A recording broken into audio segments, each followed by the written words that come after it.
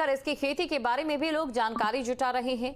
सहारनपुर के किसान ने सिंदूर की खेती की बात कर सबको चौंका दिया। देखिए रिपोर्ट। पहलगाम हमले के बाद भारतीय सेना ने ऑपरेशन सिंदूर के जरिए पाकिस्तान को करारा जवाब दिया। ऑपरेशन सिंदूर नाम अपने आप में खास था।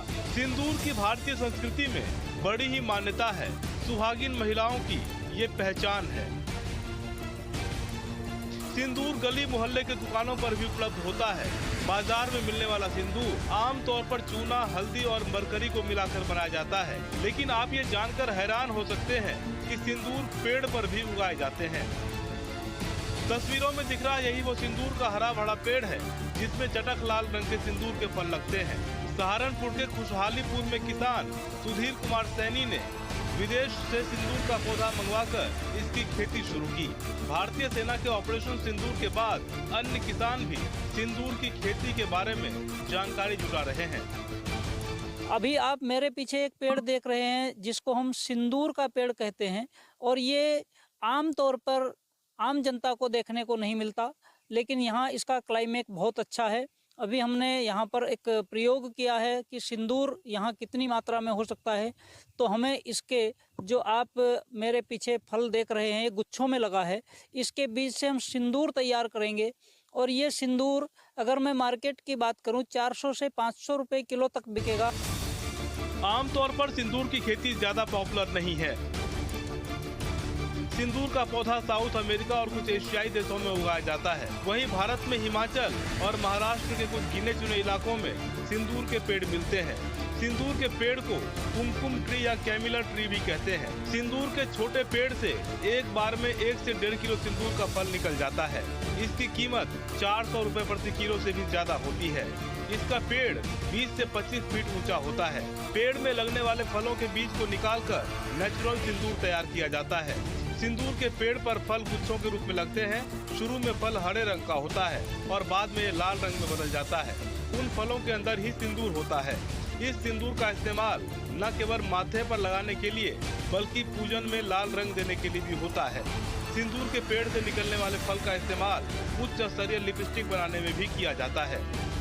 मार्केट में जितना सिंदूर मिलता है वो सारा केमिकल से तैयार होता है, मरकरी जैसी चीज़ें उसमें डाली जाती हैं, और ये बिल्कुल 100% नेचुरल सिंदूर हम लोगों को प्राप्त होगा। और ये इतना ही नहीं, आप इसको सिंदूर के रूप में प्रयोग करेंगे, और जो महिलाएं खासकर होठों पे लगाने के लिए लिपस्टिक का प्रयोग करती हैं वो भी इससे तैयार होता है। और मैं समझता हूँ कि ये पौधा तो हमारे हर घर में होना चाहिए।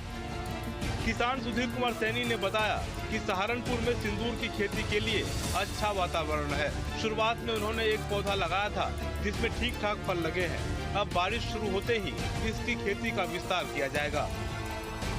इसलिए सिंदूर का पेड़ आप देख पा रहे हैं अपने आप में अद्भुत है, और हर व्यक्ति के ये घर में भी लगे तो इसको हम एक अपने आप में अद्भुत पौधे का एक अलग फ़ायदा लेंगे, और अच्छा पौधा है। मैं चाहता हूं कि हर घर में ये जाए।